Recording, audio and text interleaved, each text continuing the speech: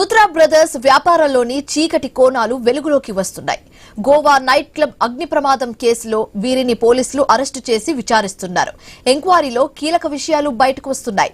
ఇతరులతో కలిసి లూత్రా బ్రదర్స్ నిర్వహిస్తున్న 42 కంపెనీస్ కు ఢిల్లీలో ఒకటే అడ్రస్ ఉన్నట్లుగా అధికారులు గుర్తించారు.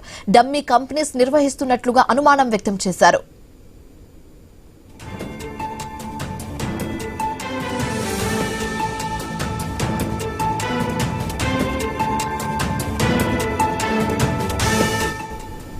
కనీస భద్రతా సౌకర్యాలు లేకపోవడంతోనే నైట్ క్లబ్ లో మంటలు చెలరేగినట్లుగా అధికారులు వెల్లడించారు.